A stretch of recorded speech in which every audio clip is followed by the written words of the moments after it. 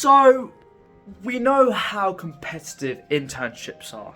I tell you now, I applied to everything I could. Name me any professional services or financial services institution, I have probably applied, and I got rejected by the majority.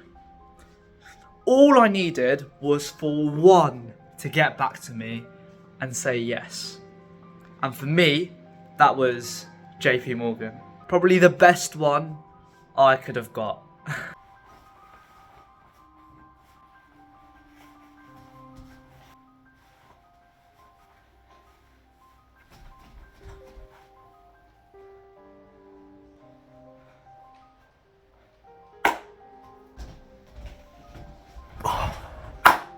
Right, let's get into it. So let's go back to sixth form. In year 13, I never would have thought I'd be considering a career in finance.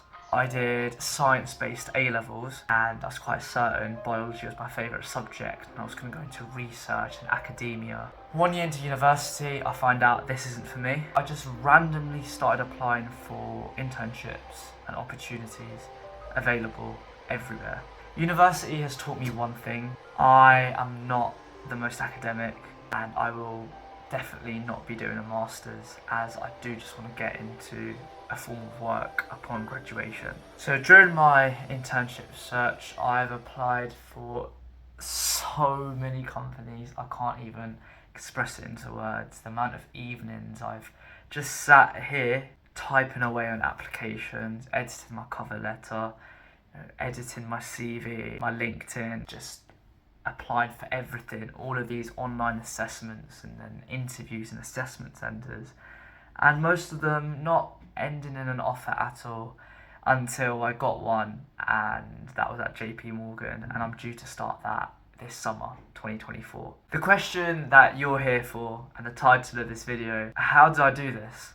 Especially as a student who's not studying business, accounting, economics, nothing to do with financial services. How did I get an internship at the largest, oldest, most prestigious investment bank in the world? I don't know. I don't know. On a real note, I think it's a combination of things, right? It's not been a case of just randomly waking up one day and deciding to put in an application and do my interview without any prep, being offered it in the end, saying I was lucky. Don't get me wrong, due to how many applications they get, how competitive it is, there is an element of luck. Going to Insight days at the Big Four, they have told me they physically cannot look at every single application, so a lot of them are filtered through automated systems where applications are automatically rejected without being seen by an assessor. But can't expect to get one of these jobs without doing anything. This will be my first ever internship. I've got no prior internship experience at all, but I do believe a combination of my life skills, my life experiences has helped me secure the ultimate goal in the end of receiving that offer. From working in a warehouse and catering to being super involved at university. If you know me as a person, you know how much I'm involved at university.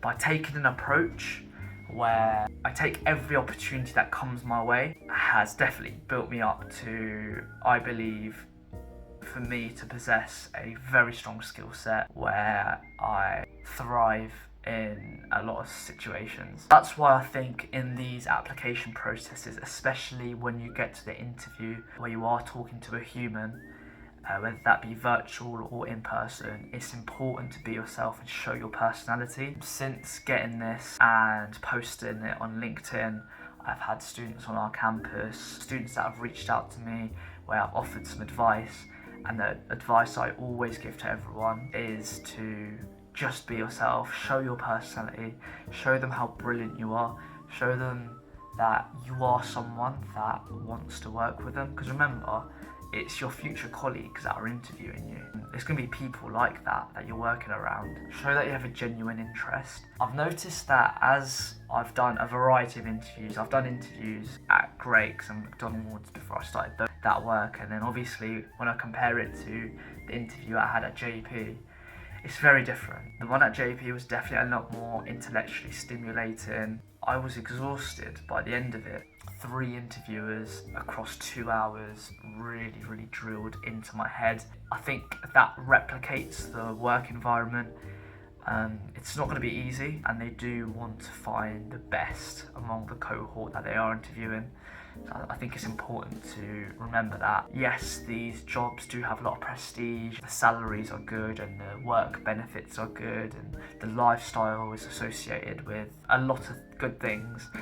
It's important to remember that work in these places are difficult. Me personally, I've not been in that environment yet, but I've taken on a lot in my day-to-day life at university. I've shown them that I do thrive under pressure. I love stressful scenarios. I love doing a lot of things all at the same time, just powering it through all. And with that, I get good time management skills, good communication skills, as I have to work with a range of people, and self-motivation is needed. These are all skills that are definitely going to help me in that work environment. From a knowledge point of view, I am completely disadvantaged to perhaps an economics student. However, I've shown that I did my individual research. I did mention a few news articles and virtual job simulations I did on a webpage called Farage. Highly recommend this. I did some of the JP Morgan job simulations on this. And then you're able to put the certificate on your LinkedIn. Also attended a lot of careers events. I'm with a social mobility charity called Upreach. Again, highly promote Upreach. They've helped me so much. I recently attended their Insight Day at KPMG, where I learned more about the professional services industry, and I got a feel for Canary Wharf and the work environment there, and it was a great networking opportunity. People in those firms and also other students such as myself looking for these opportunities who I just got on with so well. Great bunch of people. So get involved. You have to be thinking about this from early and building yourself as much as you can, because it is competitive. A lot of people want these roles and you can't be average. It's really difficult. You do have to be the best, and you have to show the recruiters why you are the best. I know a lot of people that want these kinds of roles, and it just physically isn't enough to fit everyone. Even with the return offers, I'm not even sure all the interns get a return offer, so that's another challenge there. So the point is, I think, a lot of people have told me, I don't do a finance related subject at university, so I can't apply. That's wrong.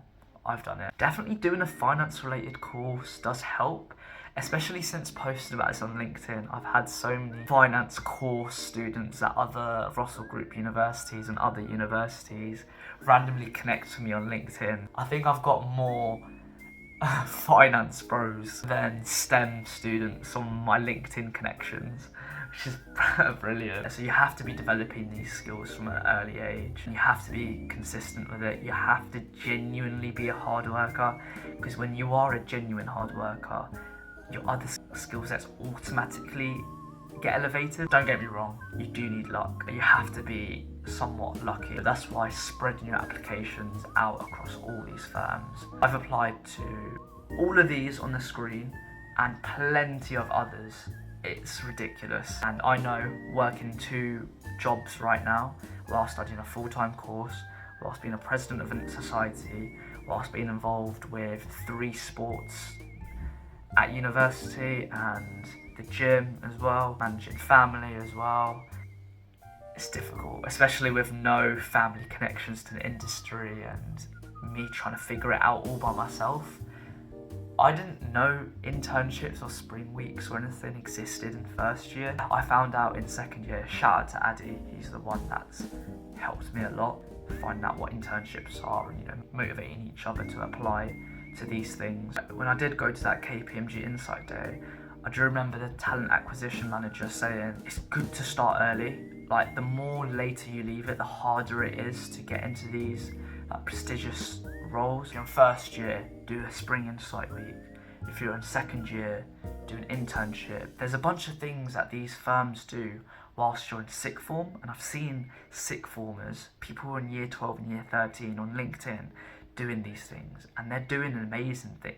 They're really thinking about their future, so the earlier you can start on it, the higher your chances are. I started in second year. If you did a spring insight week in first year, that makes it easier for you to get an internship the following year, which then makes it easier for you to get a return offer for a graduate role in third year, then obviously working up the ladder. I really want to emphasize the power of LinkedIn. Use it, please. A lot of third years have told me that they regret not using it enough. A lot of university students start really taking it seriously from third year. I started taking it seriously through, I'd say, mid first year, especially the start of second year. And I've connected with a range of individuals, students at other universities, my lecturers, leaders in these firms and current workers there. You could just reach out to them, and it does help in so many ways. It's so underrated. I don't think enough people do it. This video has been so messy. I've just flung all this information at you. I've not scripted it. I've just sat here and I just thought it's an important video to get across. So thank you to Ali Mevawala for the idea. A link to his YouTube channel because he's starting off in his YouTube journey as well. So good luck on that. I hope everything I've just said has been somewhat useful, and I wish you the best of luck in the future. If you do want to connect with me, please subscribe, leave a comment, reach out to my Instagram or my LinkedIn. So yeah, get in contact. I'd love to help you out and support you where possible, but please remember, it ultimately comes down to you. I have given a lot of support out through YouTube videos and meeting people virtually and DMs and so many other forms. You can take this advice. I'll give you genuine advice, but you need to actually act, because that's what produces results. And on that note, I'll call it a nap. I'll see you in the next video.